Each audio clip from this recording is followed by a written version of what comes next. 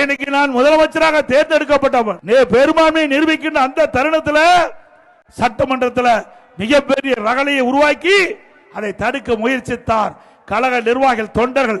உங்களுடைய அன்பால், ஆதரவால், மக்களுடைய ஆதரவால் அதை தூள் தூளாக நொறுக்கப்பட்டு பெரும்பான்மை நிரூபிக்கப்பட்டு இன்றைக்கு அண்ணா திமுக ஆட்சியில் 4 வருடம் 2 மாத காலம் சிறப்பான ஆட்சியை என்னுடைய தலைமையிலே நாங்கள் கொடுத்தோம். திமுக அப்படியா கொடுக்குது, கஞ்சாவை கொடுக்குது. எங்க பார்த்தாலும் கஞ்சா, விற்காத இடமே இல்ல. தமிழகம் போதைப் பொருள் நிறைந்த மாநிலமாக திகழ்ந்து கொண்டிருக்கிறது. நம்முடைய மாணவர்கள், இளைஞர்கள், பொதுமக்கள் கஞ்சா போதைக்கு அடிமையாகி பல்வேறு குற்றச்செயலில் ஈடுபட்டுக் கொண்டிருக்கின்ற நிலை இன்றைக்கு தமிழகத்திலே நிலவிக் கொண்டிருக்கிறது. எங்கே பார்த்தாலும் கொலை, கொள்ளை, கற்பழிப்பு, பாலியல் வன்கொடுமை நடக்காத நாளே இல்லை. அப்படிப்பட்ட ஒரு மோசமான ஆட்சி தொடர வேண்டுமா? சொல்லுங்க. நீங்க தாங்க எஜமானர்கள்.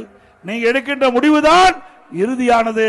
அந்த முடிவு நல்ல முடிவாக இருக்க வேண்டும் என்று இந்த தருணத்திலே கேட்டுக்கொள்ள விரும்புகின்றேன்.